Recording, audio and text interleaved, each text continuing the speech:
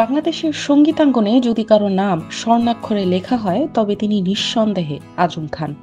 মৃত্যুর 13.5 বছর পর জাতীয় পর্যায়ে কর্তৃত্বপূর্ণ অবদানের জন্য স্বাধীনতা পুরস্কার পাচ্ছেন বাংলা গানের কিংবদন্তি শিল্পী আজম খান। দেশীয় ব্যান্ড সঙ্গীতের জনক হিসেবে খ্যাত এই গায়ক শুধু যে সুরের জাদুতে দর্শকদের মোহিত করেছেন তাই নয়, বরং তার গানের মধ্য দিয়ে ফুটিয়ে তুলেছেন স্বাধীন বাংলাদেশের চেতনা, তরুণদের উচ্ছ্বাস আর বাস্তব জীবনের গল্প। দেশের যখন প্রয়োজন ছিল তখন নিজের জীবন বাজি রেখে মুক্তিযুদ্ধেও অংশ নেন এই শিল্পী। পরবর্তীতে স্বাধীন দেশে পরিচিত হয়ে ওঠেন পপ গুরু হিসেবে। আজম খানের জন্ম ১৯৫০ সালের ২৮শে ফেব্রুয়ারি ঢাকার আজিমপুরে। পুরো নাম মোহাম্মদ মাহবুবুল হক খান।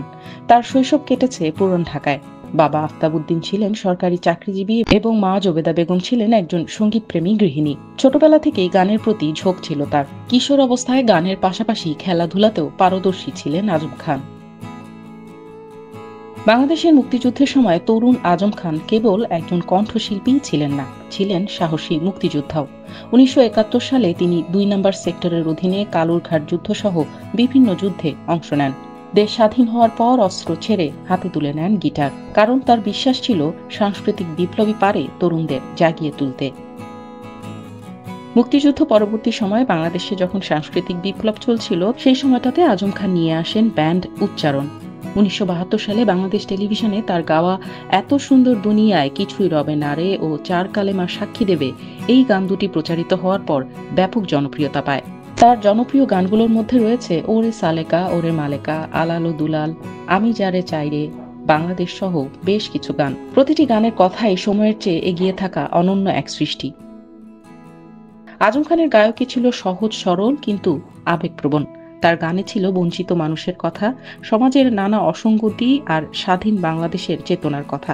১৯৭০-এর দশকে যখন বাংলা গানে আধুনিক ও শাস্ত্রীয় ধারার প্রভাব ছিল তখন তিনি নিয়ে এলেন রক পপের সংমিশ্রণ। শুধু গানই নয়, তার পোশাক আশাক, চলাফেরা, কণ্ঠস্বরেও ছিল ভিন্নতা, যা তরুণ প্রজন্মকে আকৃষ্ট করত।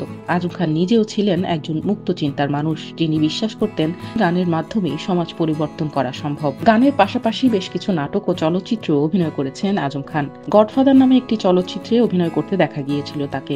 এছাড়া বেশ কয়েকটি টিভি নাটকে অতিথি চরিত্রে অভিনয় করেছেন এই গুণী শিল্পী। বাংলাদেশের সংস্কৃতিতে অবদানের জন্য ২০১৯ সালে তিনি মরণোত্তর ২১শে পদক পান, আর চলতি বছর তাকে দেয়া হচ্ছে স্বাধীনতা পুরস্কার। দীর্ঘদিন ফুসফুস ক্যান্সারের সঙ্গে লড়াই করে ২০১১ সালের ৫ জুন না ফেরার দেশে পাড়ি জমান এই কিংবদন্তি শিল্পী। কিন্তু তার গান আজও বেঁচে আছে তরুণদের অনুপ্রেরণা হয়ে, কারণ তার কণ্ঠে ছিল বিদ্রোহ, অসঙ্গতির স্পষ্ট উচ্চারণ, স্বাধীনতার ডাক আর ভালোবাসার আবেদন।